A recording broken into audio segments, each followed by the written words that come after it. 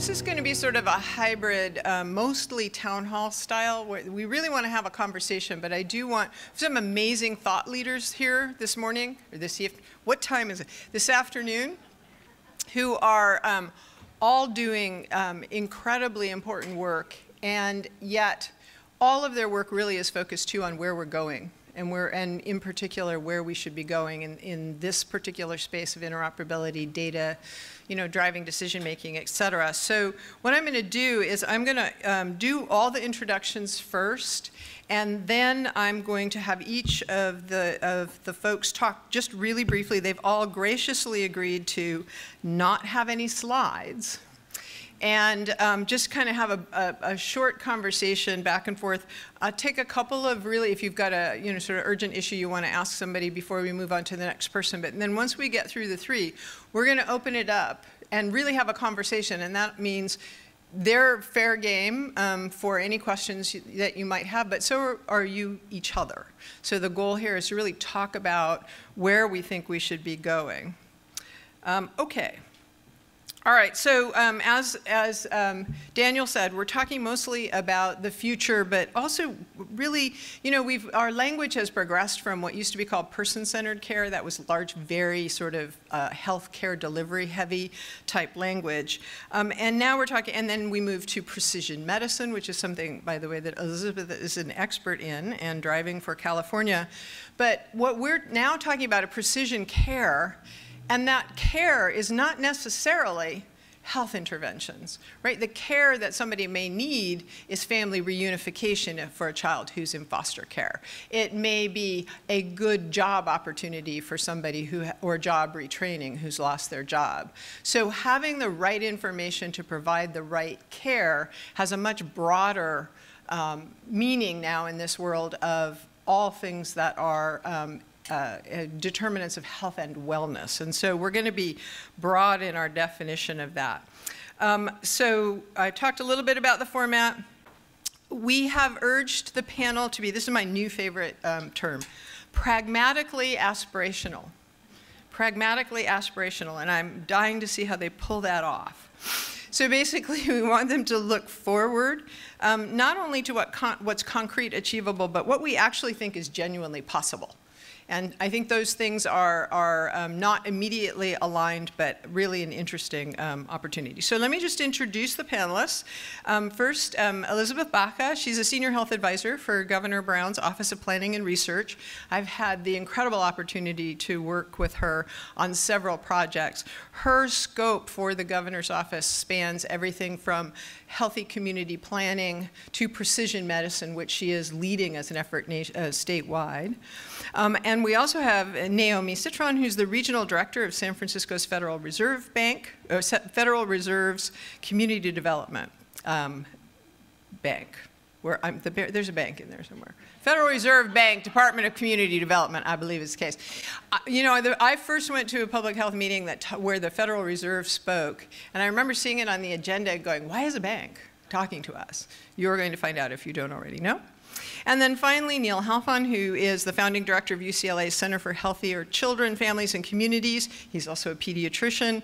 And he's working on spearheading the application of life course. How many of you are familiar with the concept of life course? Okay, good, most of you. But how you actually take that as a framework to look at advancing population health development and health equity. In fact, all three of these folks are heavily in the health equity space, which is incredibly important to many of us, especially in the world of public health, because that's what we're founded in. So we're going to start with Elizabeth. So Liz, I'm going to ask a question because this is supposed to be, we're going to pretend it's a conversation. Okay, so Elizabeth, in your work in the governor's office, you have to press it so that it's green. So it has, there we go. Yeah, okay. Now you can hear so me. You've had this incredibly broad span of everything from, as I said, helping to develop the new planning guidance for communities in terms of, and adding a health element to that, to precision medicine. Where would you say were the most important areas where interoperability and data sharing, information sharing actually played a big part for you? Yeah, well, I did know that question beforehand, but I'm going to answer something totally different than I had initially thought about.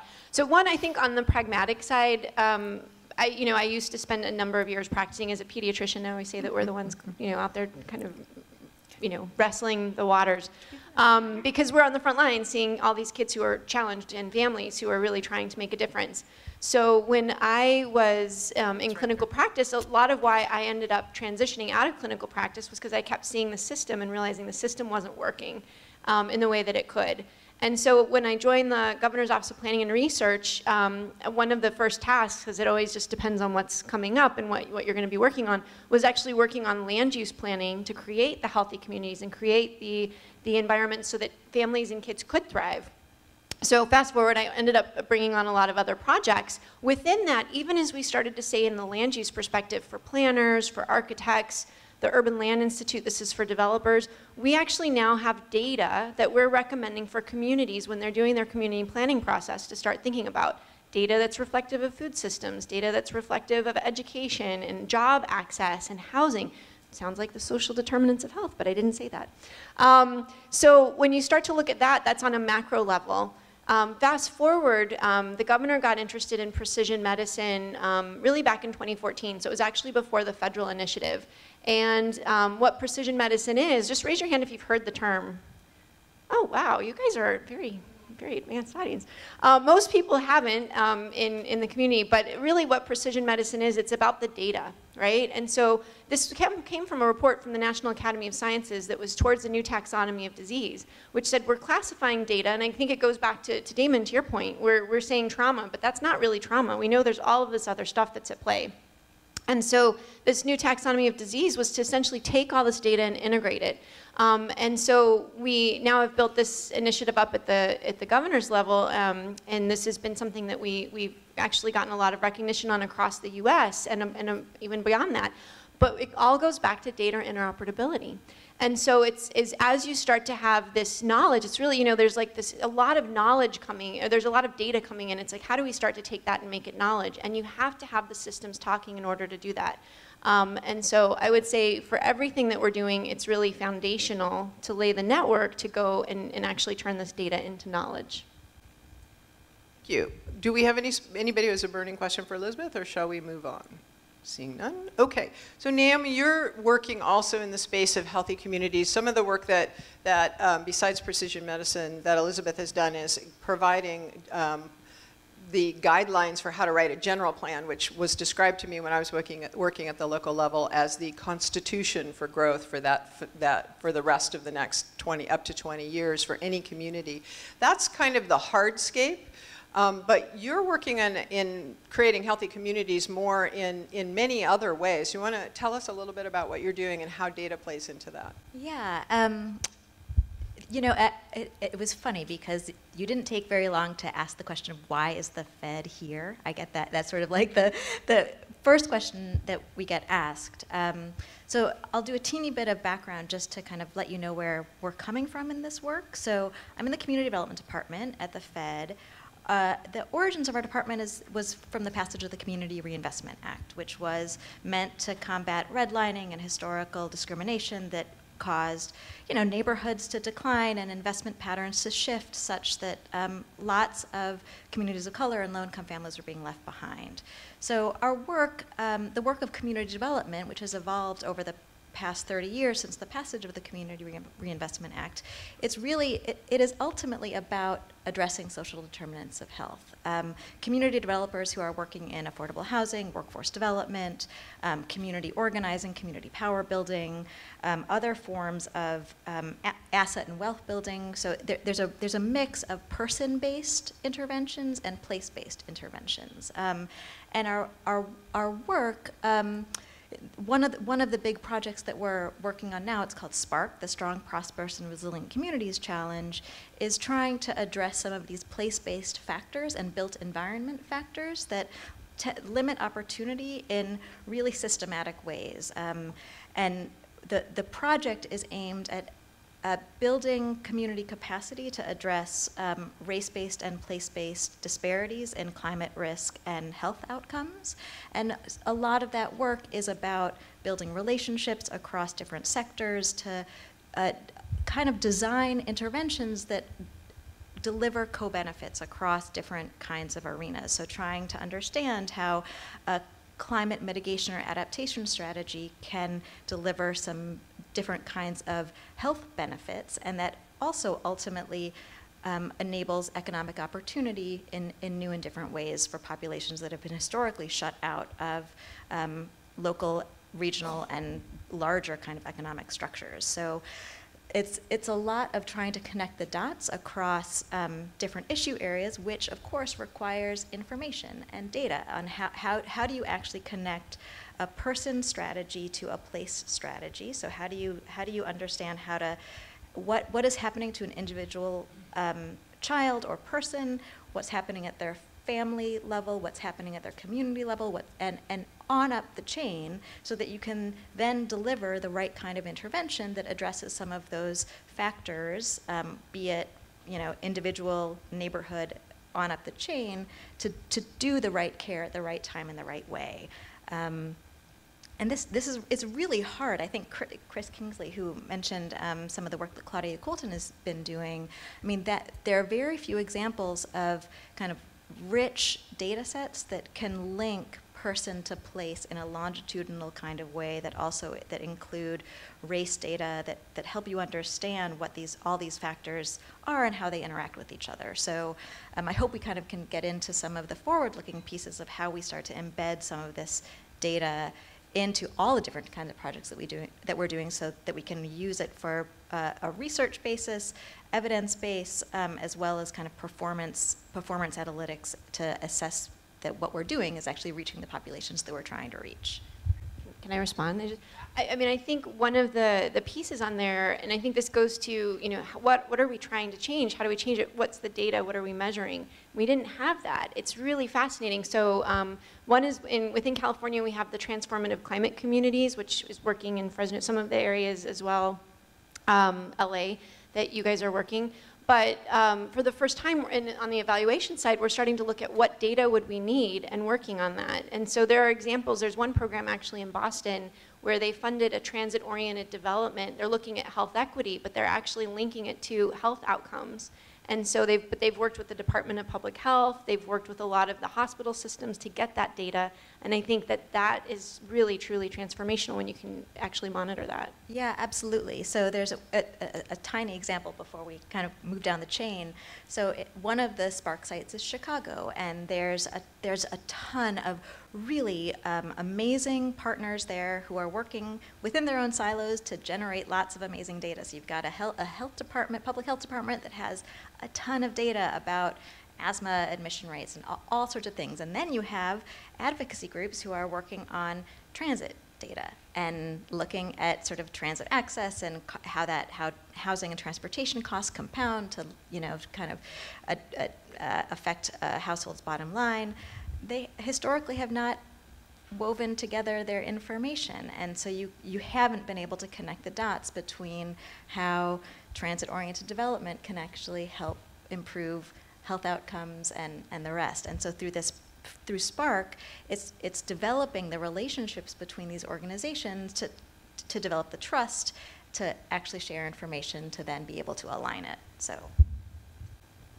Yeah, there's this idea of, we've known about social determinants of health, and so we walk in and we sort of make changes, but to try to, as you say, put the human together with their environment, and in particular, I think that's especially true for children, and because each of us is a result of all of the exposures and the experiences we've had throughout our life, not to mention what happened to our mothers before that, putting that all together into some sort of coherent story for which we have information and evidence, and so that we can make changes and have some sense of where we're going with those changes, that is a huge lift. Neal, do you want to talk a little bit about what you're working on these days? Sure, and I've been lucky enough to work with Naomi a bit at the Federal Reserve also, and she raised this issue of community development. And what I'm going to do is sort of part of why I was there working with her is I'm interested in how you connect health development, human development, family development, community development, and economic development. And part of that has to do with sort of moving into this precision medicine, which I won't go into that because I think it's just a re-upping of the biomedical model in a slightly different way. But we'll get into that. what I'm mostly interested in is what I would call precision population health. And I would actually take it a la Daniel creating a new word, in intra-optimability, which I like, and in relationship to what Janice was saying earlier and what was being talked about, the urgency, I think we have to have presurgent children's population health because we have an urgency in terms of what's happening to children in the United States at present as the health of children is heading in this direction. The number of kids with disabilities is rapidly increasing. The number of kids with chronic health problems is now 40%. The number of kids with mental health problems with impairment is up above 20%, and it's rapidly changing. And we're not paying much attention to it and not recognizing that obesity, mental health, and neurodevelopmental problems are syndemics, meaning they are connected together in terms of what's happening in the environments children are living in. And those are all developmental issues. And how many of you here are familiar with an ecological model? So that, so you've all seen the concentric circles. Well, life course health development, the work that we've done, is actually just take that ecological model and you turn it on its side and you think about how it progresses over the lifespan, how those circles change and influence and how they're different at age 1 or 2 or 4 or 30 and how they influence and the sensitivity that you have early on. And part of connecting the dots is connecting data. And part of connecting data is to turn it into information, and part of turning the information, taking it to the next stage, is how do you create currency out of that information so that it actually has some exchange value in either a policy environment or a clinical environment or other environments. So part of what I've been most interested in is what's happening to children in the United States, why we're not doing anything, why are we keep going back to the same things that aren't working, and thinking that we're going to continue to do that. And the other thing that I've been concerned about is that what we're going through right now is a change of age. As we go from the industrial age into this information technology age, and we have this perfect storm of tsunamis that are hitting us right now. And those tsunamis have to do with globalization and technology change and digitalization of life and climate change and the role that that's having on migration of populations, growing inequality, growing urbanization. These are all hitting at the same time. And guess who they're harming the most? They're harming children worldwide because they're kind of the canaries in the coal mine. What's happening is the infrastructure, the cultural scaffolding that supports children's health and development is being shaken all over the place. So for me, thinking about how we move forward, one of the things that I think is really, really important is to look around the world because we're very slow on the uptake here. And one of the most important things is the pivot that's happened with the Sustainable Development Goals. And I want to raise those, which are more the province of what Elizabeth deals with in terms of environmental issues. And the reason why I want to raise those is the rest of the world is pivoting right now because they understand the humanitarian crisis that's looming in front of the planet if we don't do something really significant and different. And what we're seeing worldwide is the shift towards thinking about the well-being of the population, the resilience of the population, and the sustainability of our systems.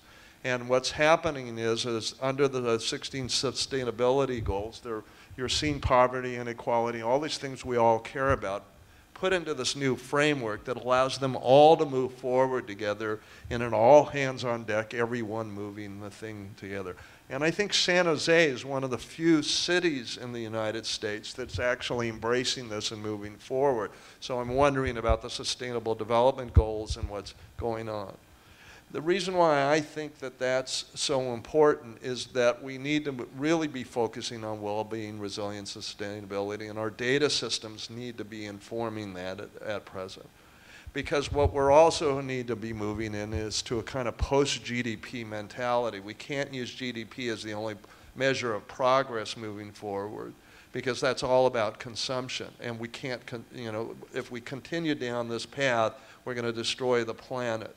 And so we're moving into, again, worldwide, there's this post-GDP consciousness that's developing. We're actually working on a project right now to develop something called the GDP2, which is the gross domestic potential.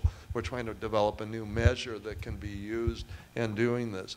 But the other thing that the Sustainable Development Goals are pushing us towards is not thinking just about place, but thinking about ecosystems and thinking about what determines those ecosystems. And not how do we think about the social determinants in isolation, but how are they actually organized and connected, and what are the leverage points that we use, and how do we shift those population curves. So the thing that I think is helping the most at present from a scientific standpoint is there's a scientific revolution that's going on over the last 25, 30 years that's taking us from the original biomedical model that we had, which was linear and reductionist, and reduced everything down to a bad gene, a bad germ, a bad molecule. From that to the biopsychosocial model, which is 30 years old, that gave us social determinants that said biology and psychology and social factors work together. It's all the epigenetic research and neurodevelopment research that's showing us how important timing is, how important evolution is, how important certain kinds of developmental things in our bodies are, and that we ignore at our own risk. And so the scientific revolution is starting to fuel a whole different way of thinking about health and health development and health in populations.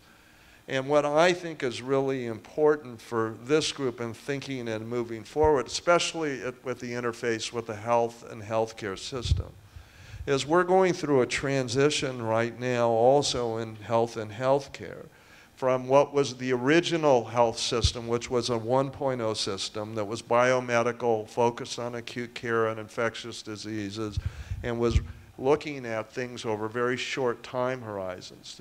That what we've been moving towards over the last 20 years is towards a 2.0 chronic disease system. What we currently have is 75% of our healthcare expenditures are spent on chronic disease care.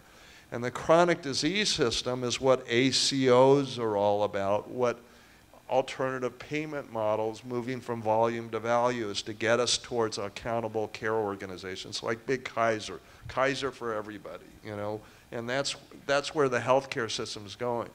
But that's the move from a medical care system to a healthcare system. Where we're headed with this life course population new science is how do we get to a 3.0 system, which is a health system? And how do we build a health system and move in that direction? And that's kind of, I think for this group, and that's why I kept coming in my comments, what is interoperability 2.0 and 3.0 going to look like?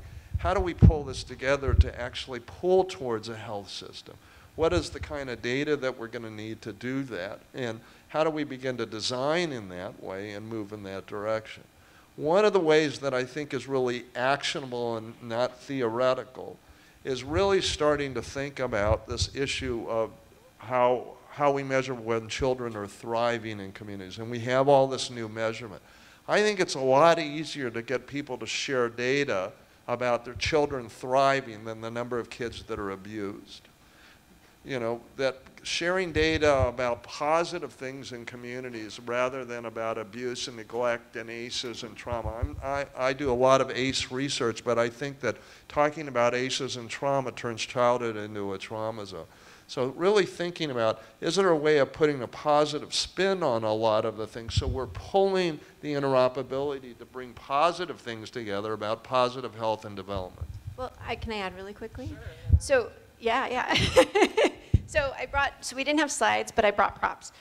So one is, I think in response to the issue around precision medicine, I think a lot of people have, there are different definitions of what that is. So some people think companion diagnostics, some people think just cancer care. when you look at, from the National Academy of Sciences, the work when they defined precision medicine, again, going back to that report, it was really about all of this data and how do you integrate across multiple domains? How do you get to health? So we actually, for the new budget item, we renamed it Institute of Health and Medicine. But I wanted to mention, I think kind of getting to that, this was a book, Demystifying Big Data and Machine Learning for Healthcare. So this was actually, it's a HIMSS publication that I got to contribute to. But in here, I think one of the things was going to that launch party and actually having all of these health system CEOs, CIOs talking about all of these social, economic, and other types of data. And I think that really, as we're thinking about getting to that interoperability of the next level, it's really going to need to include data from all of these diverse sources that we don't normally think about, not just kind of the traditional things that we are. So, and I wanted to mention the, using positives to bring people together, working at the local level and trying to do community health assessments and actually have the community input into that.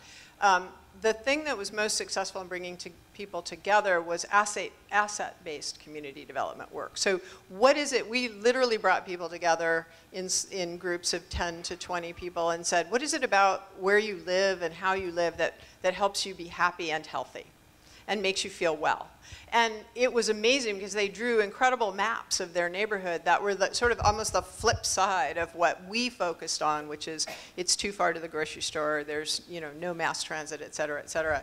From that, then, they were actually actively engaged in a conversation about how to fix those things that were barriers.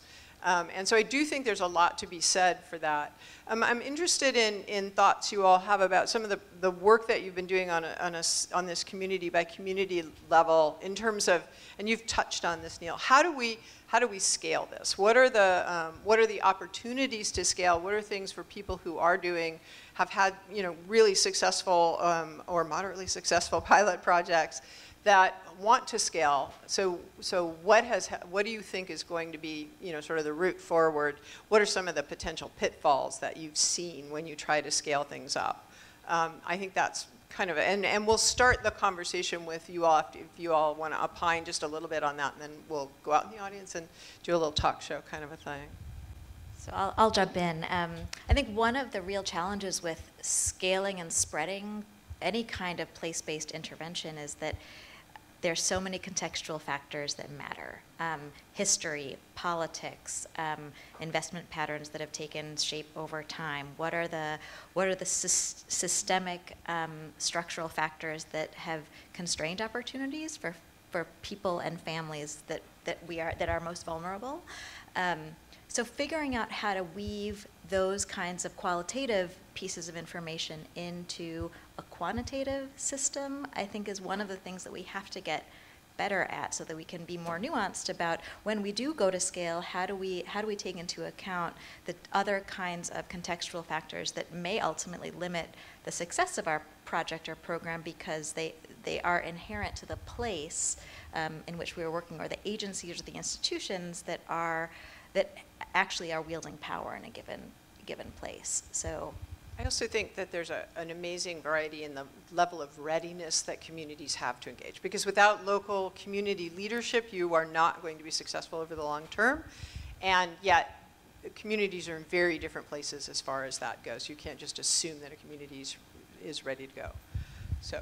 Yeah, I think I fully echo the piece on weaving the quantitative and qualitative. I think that's really key to bringing them together.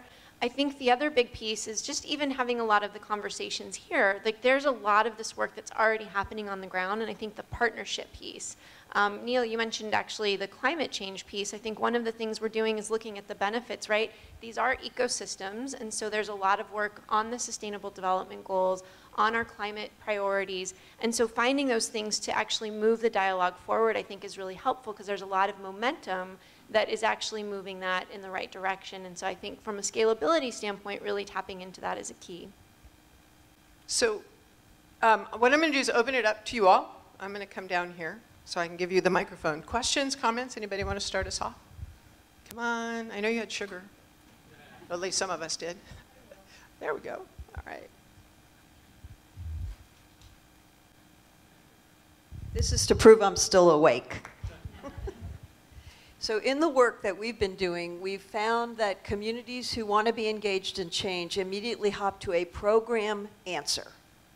Specific program answers, properly informed by evidence, when in fact, this is too complicated for a single program answer. So could you talk a little bit about how the work you're doing and this kind of asset that we have moves us to practice, which is a piece of change we can make without a lot of money, and then to policy and back to community. So I want to get out of the program space as the answer, because it is an answer. It is not the answer, but it's where we may not go there, but lots of people go there. So just give me more of X, and that will fix it, and it won't. Anyone want to take that on, Neal? Part of this is moving, and it goes to the scale and spread issues. Part of it is sort of how you design it, right from the get-go. And unfortunately, we've been in a kind of programmatic mode. We see an issue or a problem, and we create a program for it. And there's lots of different programs. And a lot of the foundations, that's what they do. So that, we're about depression and two-generation, or we're about school readiness and collective impact, or we're about whatever the issue is, there's a process for it. In order to go in and change ecosystems, you need a whole different toolkit, and you need to be able to have some kind of collective or collaborative process. Most of the collective impact stuff that's going around the country doesn't work, or it hasn't worked, and there's enormous collective impact fatigue that's going on because people don't have the tools and the actual methods to do this. So one of the things, there's a group of us working across the country. We haven't figured this out, but we think that the way to do this is to really think about, working at a systems level, understanding that there are technical things that you have to do around maternal depression or ACEs or better services in one place or another, but you have to deal with the systems level issue, and you have to do with the values, cultural issues all at the same time. And in order to do that, there's kind of a toolkit that's emerged, and it hasn't emerged out of healthcare and others, but it's merged in a whole variety of different places.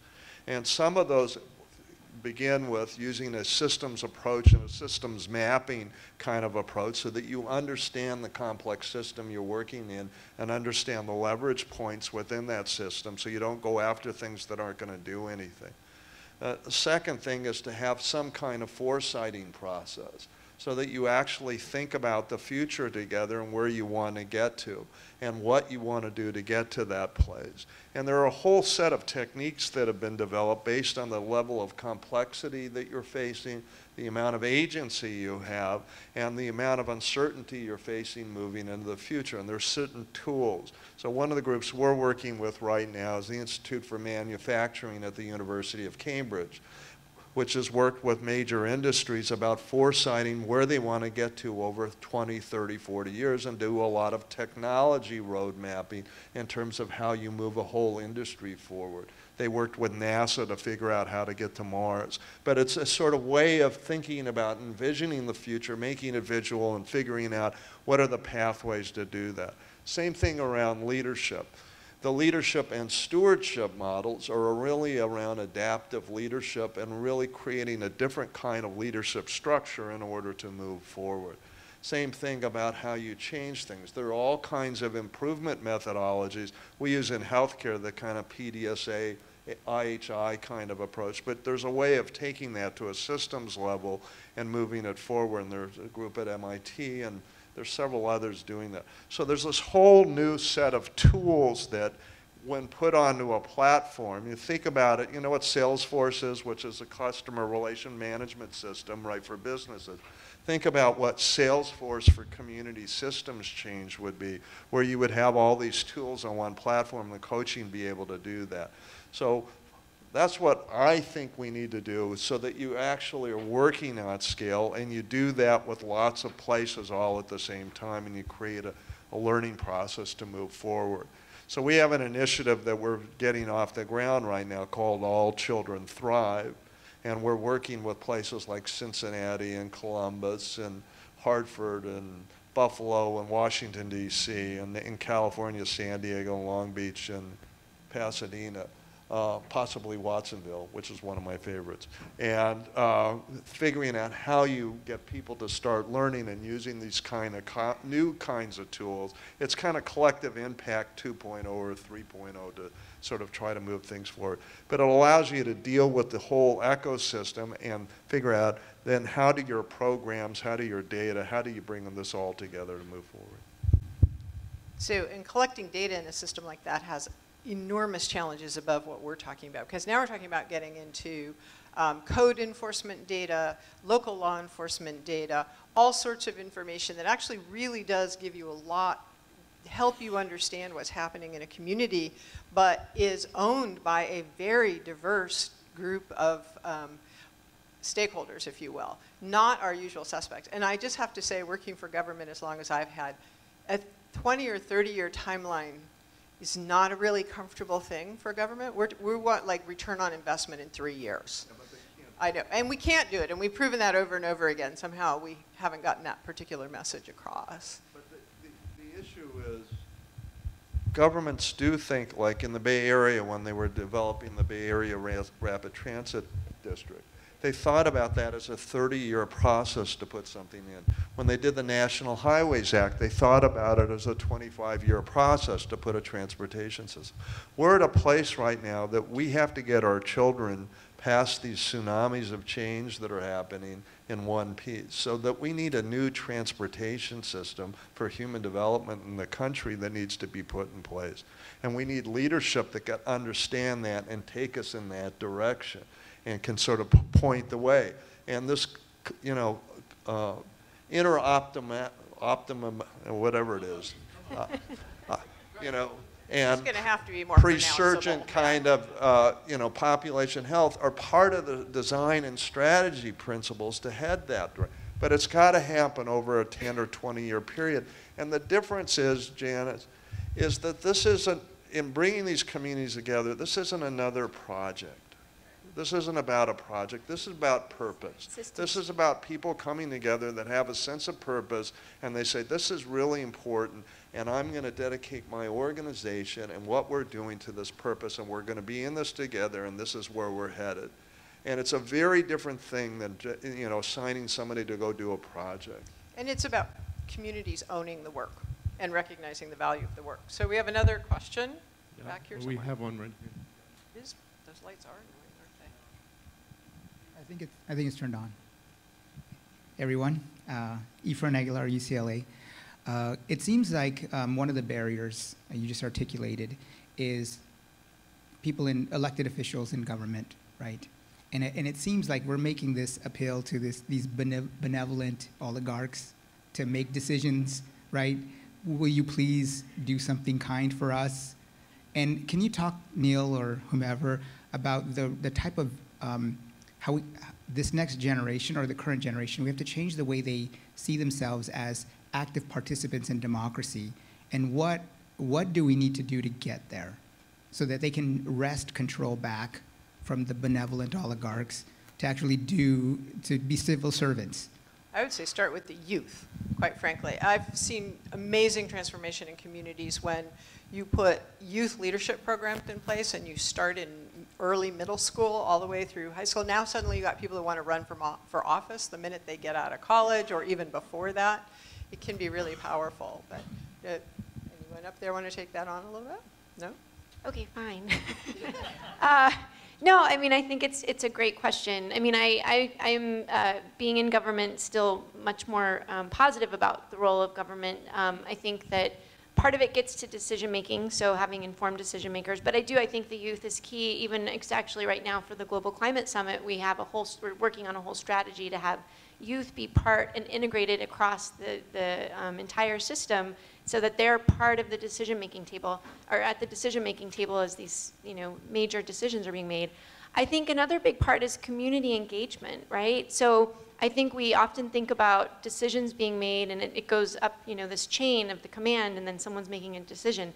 I had the honor of working with the National Academy of Sciences on community towards health equity, which was a big report that came out. And really at the center of that was for community change to happen, you had to be engaging in a very authentic way all of the communities that were being impacted so that they were an equal part of the decision-making process. And so I think that to the extent possible, even with the data and interoperability, I think that came up from another, one of the other questions in another panel, is just like, how do you actually have that facilitate coming to the table in an authentic way? And I think that's where it's got to start. So Naomi, in the work that you're doing or you're helping to do in communities, is that a big part of how you're approaching those communities as well? Absolutely. I mean, a huge piece of what Spark's work is and what the rest of our work is about empowering community to make decisions for themselves and being at the table in substantive ways, not just sort of checking the box kind of ways. I think on the other side of it too is from trying to diffuse through leadership and staff at myriad agencies the ability to ask the question systematically, who benefits and who's burdened by various policy decisions, programmatic decisions, funding flows, and making sure that if the answer is systematically one group is burdened and one group is benefiting, figuring out what the pathways are for changing those decision-making processes so that you get different kinds of outcomes. I think but that stuff is driven by, we all have to get on board with kind of bridging the empathy gap and making sure that that our leadership and our understand and are really kind of embracing the ethos of we all thrive only when we all thrive. And just to add to that, I think fully, because I know Spark has been really supportive of the community engagement side, we're seeing that more and more in the funding streams, at least in California. I don't know about in other places across the country, but actually having community engagement and community-informed programs for a lot of the funds that are going out, specifically the transformative climate communities, they were able to be ready because there was a lot of community engagement. So actually tying some of the funding process to that as well. I want to riff a little bit on what you said about thinking really intentionally about not only who's benefited, but who's burdened. So in California at the state government level and also local government level, we're engaging in something called the Government Alliance for Race and Equity. And what that means is that agencies that take this on, and the California Department of Public Health was the first state agency to do this, you really look at your every single business process and say, where are we? Either we are historically disadvantaging one or the other population, or the way we do business is disadvantaging them. And be really intentional about that. Like you said, the data isn't, not even the data is neutral. Certainly our business practices aren't. It's asking questions, well, looking at HR just to begin with. How many of you work in organizations that have job duty statements and minimum qualifications? Right? So we do. And our minimum qualifications for a large majority, because we're a technical organization, start with a college degree. So what does a college degree do? Automatically disadvantages people who have massive and potentially totally relevant work experience, but didn't have the opportunity to go to college. And who is that in our country? Overwhelmingly people of color and people who grew up in poverty. And so it's really challenging those kinds of things. And actually, communities know that stuff, right? They know that in their heart of hearts. We don't even try to get a government job because you don't want us. We don't look like you. We didn't go to school like you, et cetera, et cetera. And so that's slightly off topic, but it's really, really important if you're going to be authentic, you have to be authentic about yourself as well in your own organization and how you function. And that takes a lot of work and a lot of really uncomfortable conversations in the workplace, I'll tell you. Okay, other questions or comments? Or yeah, hey. I had an experience recently in Connecticut where we did we were part of the strategic planning process with the Department of Social Services, and they engaged with a Kresge 2035. They looked at a long-term strategic planning effort. How many people have heard about that? Human Services 2035? It was the first time I think I've ever heard of a planning process that actually projected out 18 years, next generation basically. And I asked the people who had just spent a year working on a strategic planning process, which we tortured them through, to say, what is it going to look like 18 years out from here? And we didn't conduct that other part. It was some real interesting folks at Kresge. But what was great about it, having a little opportunity to participate in it, is it stretched people beyond the immediate, what are we going to invest in, who's the governor, you know, when are they going to turn over, and it forced people to start thinking a little longer term, which is a really unnatural act. But it was a very, at some point it got very inspiring because it took you outside of yourself and it took you into the community and the population that you're going to be serving, your kids are going to be involved with. And I suggest that and talk about pragmatic aspiration. You know, it's like, what can we do now that's going to head us in that direction? But if we don't think about what direction we're going towards, we're not going to necessarily, we're going to go wherever we're going to go. And so I was actually initially skeptical of that, and then I'm coming to see, especially around this conversation today, and Kathy was part of that, that it has value to pull people out of that who are stuck in the day-to-day world of So that's a really weird coincidence, because I honestly never heard of that. And when I got to the California Department of Public Health, I said, well, we're going to be doing Public Health 2035. I swear, the reason I chose it, though, wasn't nearly that cool. It's because I hate strategic planning. And no one could write a strategic plan that went out that far. And so my goal was to keep people from doing operational planning and actually do things like, what kind of data systems are we going to need 20 years from now? What kind of laboratory science is coming 20 years from now? And it does change the conversation dramatically. But I wish I had been that cool about it, but I wasn't. Hi, so Lisa from Oakland Joint Powers Authority. A couple of comments that have been made this afternoon, Ephraim and Damon and others, and some comments that were made at the reception last night are ones that we're not going to solve today, but I want to put out there because I'd really like to hear your thinking on it, and I'd like to hear others of you respond to whether or not we're onto some potential for change. So last night, someone said that the war on poverty, the Great Society, and all of the public assistance programs that were ushered in the early 60s, civil rights movement, a lot of it came off of the FDR model for the New Deal, which truly saved America. But that all of those constructs were created by and for mostly Caucasian people that were struggling and needed a little help, but were able to pretty much bootstrap their lives and, you know, in a very sort of independent way, given some resources and a little bit of opportunity, could just charge forward and climb their way out of poverty. Well, in education, which is my field, I was in public education for many, many years. In the late 70s, they started talking about the difference between field-dependent and field-independent learning styles, and how a lot of white American kids thrive in field-independent learning styles, meaning you don't have to depend on anybody. Give me a computer, you know, sit in the library, I'm going to learn. I'll get a PhD. And that there are mostly kids of color, and I'm half Mexican. My dad came, you know, walked across the border when he was 5 years old. But a lot of kids of color come from a very, very different community cultural construct, which is very field-dependent, contextual in having a number of people around that help with the intervention. You know, whether it's somebody has diabetes and so the whole family comes in and learns what the change is when somebody's got diabetes. So it's not one person out there by themselves trying to never drink, you know, either red or orange soda, which, you know, we Chicanos love.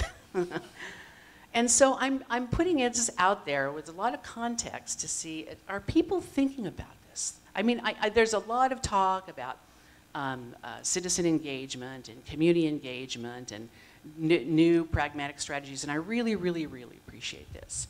But if it's true that the systems were designed to give us exactly the results that we have right now, that it probably means that they were designed to serve the people that we're not trying to serve now.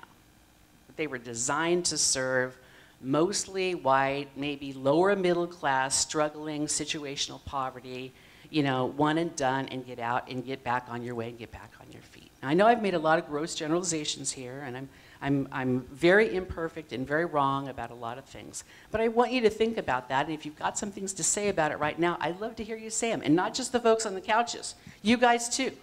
What do you think? Who's the brave soul? There we go. Somebody's going to take it on. I think when we look at the our response to the opioid crisis is actually, to me, it's really helpful or hopeful, makes me hopeful. I don't know what the word is, but it makes me hopeful, I guess. And so what I'm thinking is that the reason why there's a lot of attention, people are saying, to this drug crisis as opposed to the crack crisis is because a different population is affected, right? Somebody said that, or somebody had said that yesterday, I believe. And then so I think that when the investments were made in the 1920s, 1930s, 1940s, and 1950s to help those populations, there was a need and they were responding to that need and they were neglecting other folks.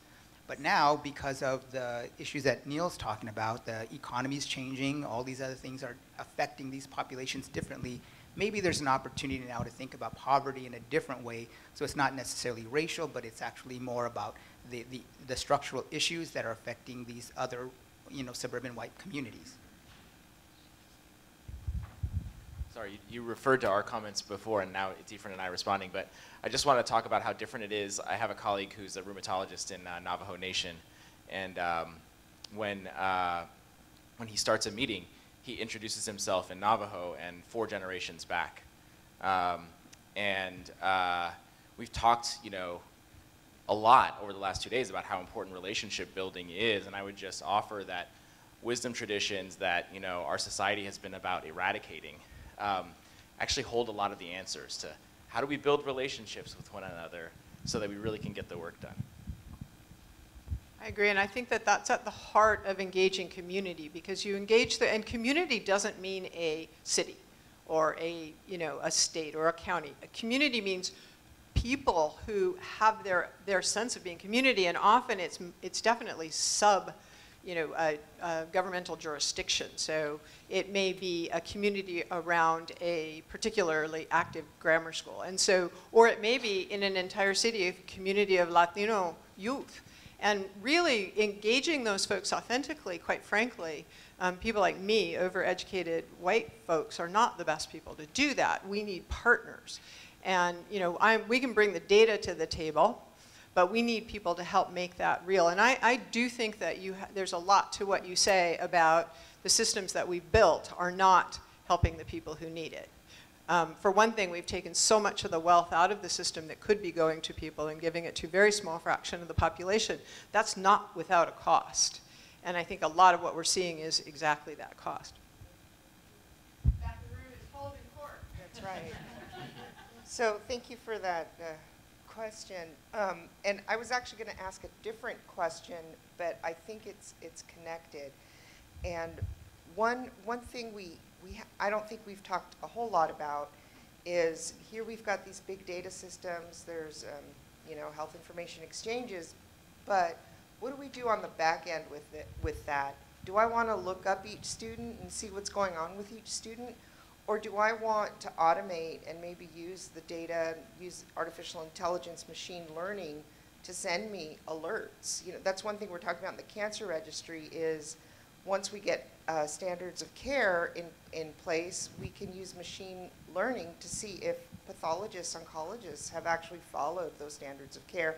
If they have not, we're going to send them a nice little note and said, you didn't excise this tumor correctly. So that being said, I think there's a lot of room for that second step, which I think we can build in a lot of the alerts on be careful of racial profiling the student. Be careful, this person might be at risk. I know Emily talked earlier about at high risk of needing foster care, at risk for further abuse, blah, blah, blah.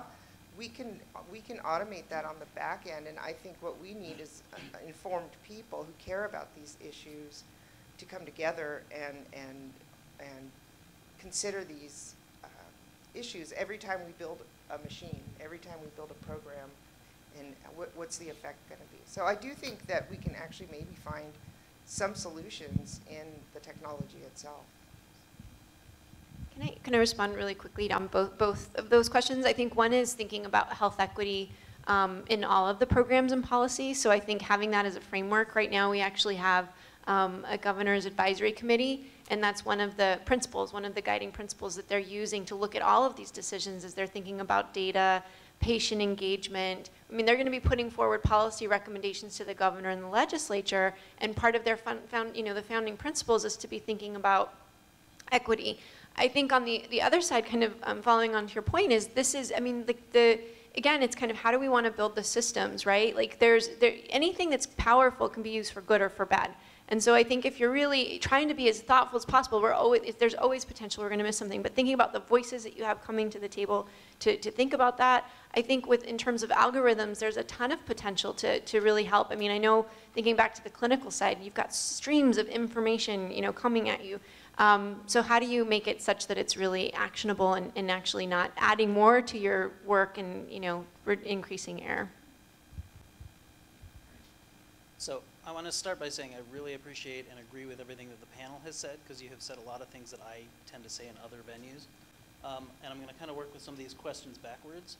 I think that just like there's, when you collect data for a purpose, when you set up a process, when you set up a government program for a purpose, as the environment changes, the program as it was originally set up doesn't necessarily meet the needs. So one of the challenges I think we have with government is that it doesn't automatically revisit whether the program is meeting the needs of the current environment. And so I think you have a very valid point. I don't know how we solve that, but I think that it's something that we definitely need to explore. And I want to go back to something that Janet was talking about in terms of, and also the issue of communities and problems are local, right? So we can't come up with one answer that's going to work in every community, but we probably can come up with one process that works in many communities. And what I mean by a process is identify a champion for the issue, engage frequently with the community, right? So there are certain kinds of directives that we can create that we can reuse in multiple communities, even though the answers that we come up with will be different in those communities. And then I wanted to talk very briefly about predictive analytics and machine learning. It comes back to the garbage in, garbage out. And that is, these are technologies that are evolving. They've been evolving in some cases for 30 years, but they're still evolving. And I think that it's very important that we understand that the computer is not God, and that anytime we're looking at the results of what those analytics tell us, it needs to be presented with the data inputs that the computer utilized in order to make the decision so that a human can gauge whether the answer makes sense.